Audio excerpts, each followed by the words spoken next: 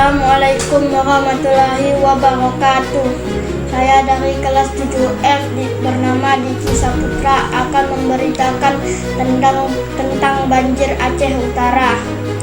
Terjadi banjir yang merendam sejumlah kecamatan dan rumah warga di Kabupaten Aceh Utara, Provinsi Aceh. Sabtu 28 Februari 2026, setelah hujan deras mengguyur wilayah tersebut selama 2 hari. Warga di 5 kecamatan terdampak serta tim dari Badan Penanggulan Bencana Daerah BPBD penyebab dari peristiwa banjir ini karena curah hujan tinggi menyebabkan sungai meluap dan drainase tidak mampu menampung air. Air merendam rumah hingga setinggi lutut. Warga dievakuasi ke tempat aman dan petugas menyalurkan bantuan.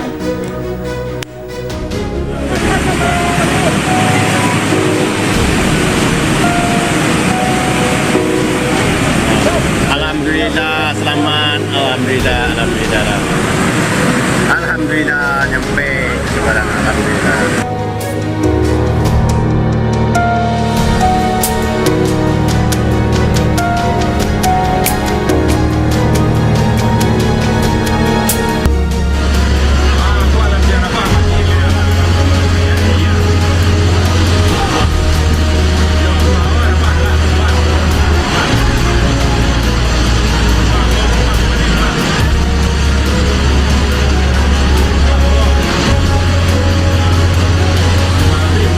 Saat sekarang kita merasakan bahwa ada saudara-saudara kita yang mengalami duka musibah akibat bencana alam yang terjadi di beberapa tempat di Nusantara kita ini, yang terakhir di Aceh, Sumatera Utara dan Sumatera Barat.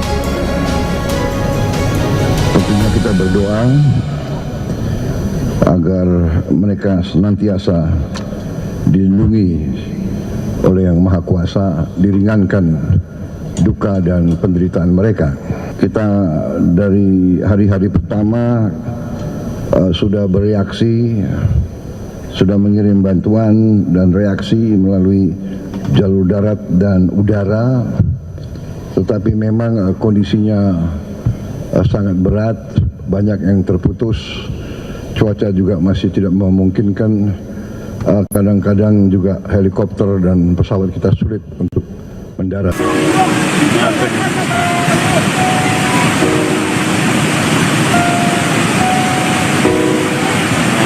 Alhamdulillah selamat, alhamdulillah nyampe sekarang, alhamdulillah.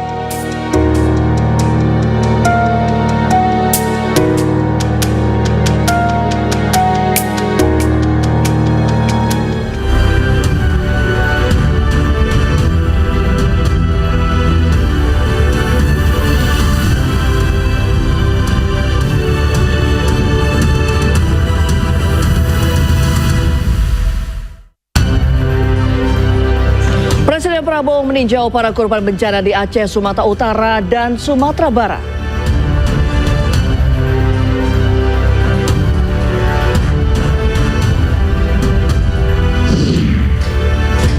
Akses jalan putus jenazah korban bencana di Padang Panjang, Sumatera Barat digotong melewati jalan setapak di Lembah Anai.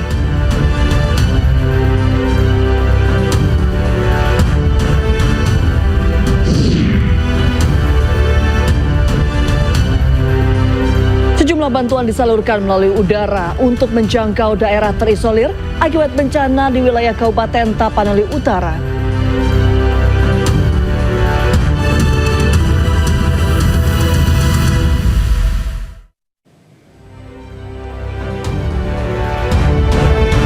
Selamat sore pemirsa, demikian tadi berita pilihan Anju Sore bersama saya Reni Arumsari. Kita awali Anju Sore hari ini dengan informasi Presiden Prabowo Subianto menemui pengungsi bencana banjir dan longsor di Tapanuli Tengah, Sumatera Utara pada Senin pagi.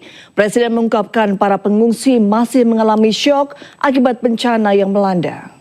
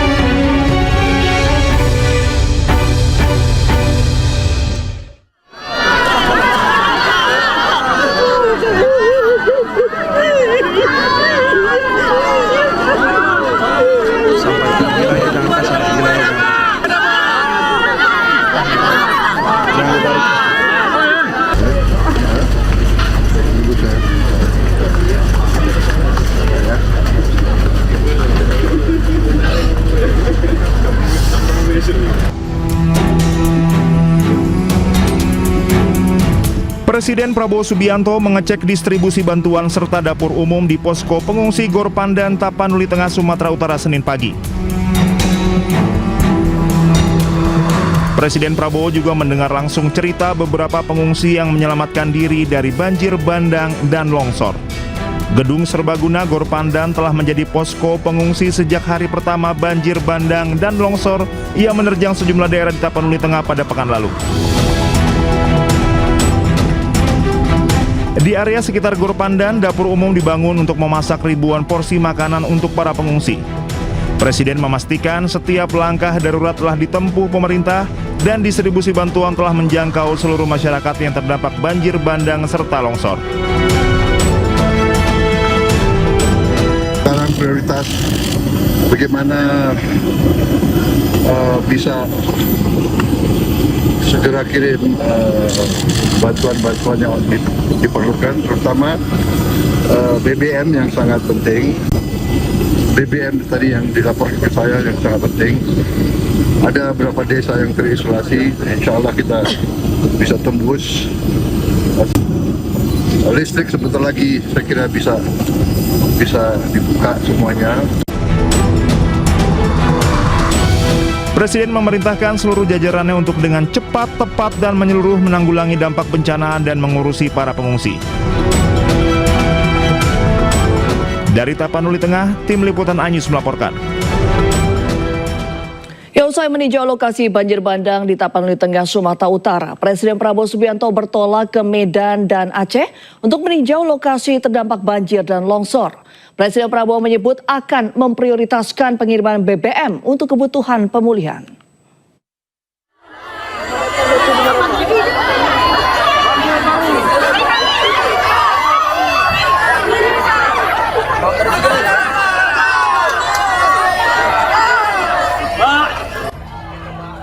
Usai meninjau lokasi banjir bandang di Tapanuli Tengah, Sumatera Utara, Presiden Prabowo Subianto bertolak ke Medan dan Aceh untuk meninjau lokasi terdampak banjir dan longsor.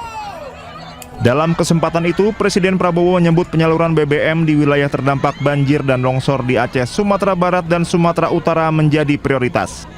Di kesempatan yang sama, Presiden Prabowo juga menyebut saat ini masih ada beberapa desa yang terisolasi karena akses jalan darat terputus pasca bencana. Ia menyebut seluruh tim gabungan terus berupaya membuka jalur yang terputus. Sekarang prioritas bagaimana bisa segera kirim bantuan-bantuan yang diperlukan, terutama BBM yang sangat penting. BBM tadi yang dilaporkan ke saya yang sangat penting. Ada beberapa desa yang terisolasi, insya Allah kita bisa tembus. Listrik sebentar lagi saya kira bisa dibuka semuanya. Perubahan iklim kita bisa hadapi dengan baik. Pemerintahan harus benar-benar berfungsi menjaga lingkungan, mengantisipasi kondisi di masa depan mungkin yang di daerah-daerah juga semuanya harus siap menghadapi kondisi yang perubahan iklim yang berpengaruh. Lebih lanjut, Presiden Prabowo juga meminta seluruh daerah untuk bersiap menghadapi kondisi perubahan iklim yang sedang terjadi. Presiden Prabowo menekankan agar seluruh jajaran pemerintah dapat menjaga lingkungan untuk mengantisipasi kondisi perubahan iklim di masa depan. Tim Liputan Anyus melaporkan. Ya, 9 kecamatan di Aceh Utara masih terisolir akibat banjir bandang. BPBD Aceh Utara menyebut 107.000 orang mengungsi akibat terdampak banjir.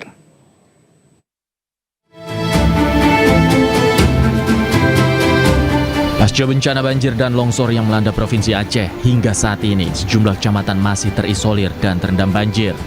Sejumlah infrastruktur jembatan putus dihantam banjir, sehingga jalan antar kota antar kabupaten lumpuh total. Berdasarkan data pemerintah Aceh Utara, 90% wilayah kabupaten yang memiliki 27 kecamatan lumpuh akibat banjir.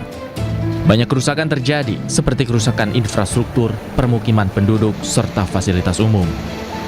Selain itu, banjir juga menyebabkan jaringan listrik dan komunikasi di wilayah Aceh Utara masih padam. BPBD Aceh Utara menyebut korban terdampak banjir hingga 119.830 orang, sementara 107.305 orang mengungsi. Sedangkan korban meninggal dunia mencapai 78 orang dan 51 orang masih hilang. Dari Kabupaten Aceh Utara, Armia Jamil, iNews melaporkan.